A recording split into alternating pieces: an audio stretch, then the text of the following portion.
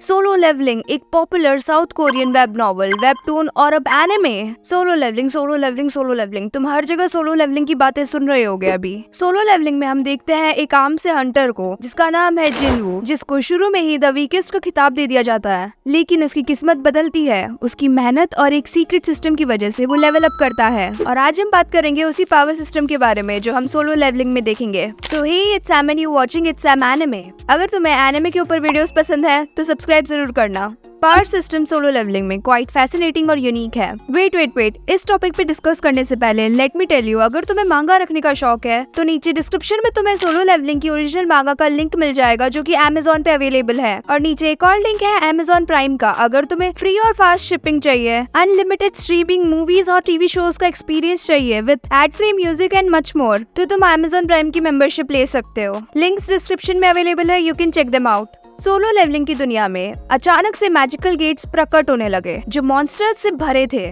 और यहाँ से शुरू होती है हंटर्स की दुनिया जो मॉन्स्टर्स को मारने और ह्यूमैनिटी को बचाने का काम करते हैं। सो बेसिकली ये वो लोग होते हैं जिनके पास सुपरनेचुरल एबिलिटीज होती हैं, और ये एबिलिटीज उन्हें डंजन एक्सप्लोर करने और मॉन्स्टर्स को हराने में मदद करती हैं। और हंटर्स भी अलग अलग टाइप के होते हैं, मेज type, tanker type, healer type, assassin type. ये थे बेसिक टाइप के हंटर्स, बट हमारे मेन हीरो को मिली है कुछ यूनिक पावर्स जिसके बारे में हम वीडियो में आगे बात करेंगे। सबसे पहले बात करते हैं अवेकनिंग की, जो सबसे आम तरीका है पावर्स को एक्वायर करने का। आखिर इन हंटर्स को पावर मिलती कैसे है? हंटर्स को पावर मिलती है अवेकनिंग के थ्रू। अवेकनिंग एक तरह से ट्रांसफॉर्मेशन है। इमेजिन करो, एक आम सा इंसान अपने डेली रूटीन में बिजी है और फिर एक दिन अचानक से कुछ एक्स्ट्रा ऑर्डिनरी होता है, उसके अंदर छुपी हुई सुपरनैचुरल पावर्स एक्टिवेट हो जाती है। हाँ, यही है अवेकनिंग। ये प्रोसेस थोड़ी अनप्रेडिक्टेबल होती है, लेकिन ये कभी भी हो सकता है। कुछ लोग स्ट्रॉन्ग बन जाते हैं तो कुछ सुपर फास्ट, या फिर कुछ को तो मिलते हैं मैजिकल पावर्स का गिफ्ट। ये पावर्स अक्सर उनकी पर्सनालिटी या इनर ट्रेड से जुड़ी होती है। हर हंटर के पास अलग अलग लेवल की पावर होती है जो उन्हें उनके रैंक्स में कैटेगराइज करता है,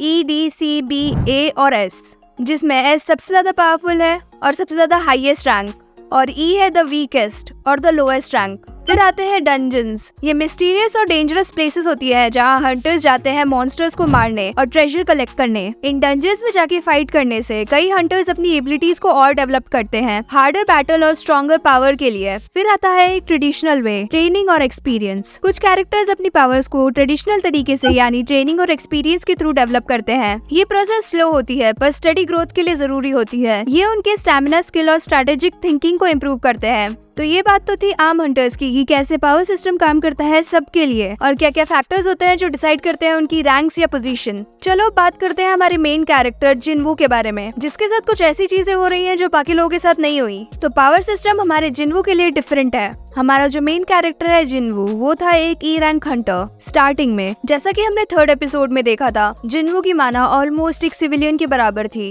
एक E रैंक हंटर की भी 70 होती है एंड ही हैड 10, पर एक इंसिडेंट के बाद उसकी लाइफ पूरी की पूरी बदल जाती है। जिनवू को मिलती है एक यूनिक एबिलिटी जिसे सिस्टम कहते हैं। इस सिस्टम की मदद से जिनवू अपना लेवल अप कर सकता है, बिल्कुल एक वीडियो गेम की तरह। सिस्टम एक मिस्टीरियस एंटिटी है जो जिनवू को क्वेस्ट और चैलेंजेस देता है, और इन क्वेस्ट और चैलेंजेस को कंप्लीट करके जिनवू अपनी न्यू एबिलिटीज और उसकी पावर्स को इंक्रीज करता है। Well, this is the reason this anime is called Solo Leveling, जिसका ऑल्टरनेटिव ट्रांसलेशन है ओनली आई लेवल अप। और ये सिस्टम एक्सक्लूसिवली हमारे मेन कैरेक्टर को मिला है, जिसका रीजन अगर मैं तुम्हें बताऊंगी तो मुझे स्पॉइलर के लिए गाली मत देना। तो इसका रीजन मैं तुम्हें वीडियो के एंड में बता दूंगी ताकि अब भी तुम्हें स्किप ना करना पड़े। And let's get back to the topic and बात करते हैं पावर सिस्टम के बारे में सोलो लेवलिंग में। तो इस पावर सिस्टम में मोनार्क और रूलर नाम का भी एक कॉन्सेप्ट आता है। तो सोलो लेवलिंग सीरीज में जैसे जैसे हम आगे बढ़ते हैं हमें पता चलता है कि कुछ और भी पावरफुल एंटिटीज है यहाँ पे। ये एंशिएंट बीइंग्स अपने अपने डोमेन के किंग होते हैं और उनके पास एक्स्ट्रा ऑर्डिनरी पावर्स होती है,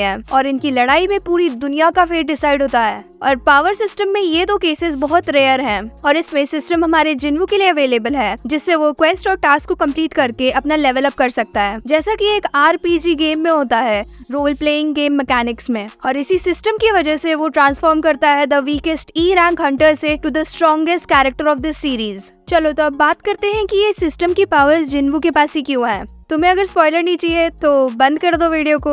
तो स्टोरी के बहुत बाद में जाके हमें पता चलता है कि ये सिस्टम ओरिजिनली बनाया गया था स्ट्रॉन्गेस्ट रूलर की ह्यूमन वेसल को इतना स्ट्रॉन्ग बनाने के लिए कि उसकी बॉडी उसकी पावर्स को हैंडल कर पाए। और ये डिजाइन किया था द आर्किटेक्ट ने, उसी डबल डंजन की बॉस ने जिसने कितने सारे लोगों को बेफालतू में मार दिया।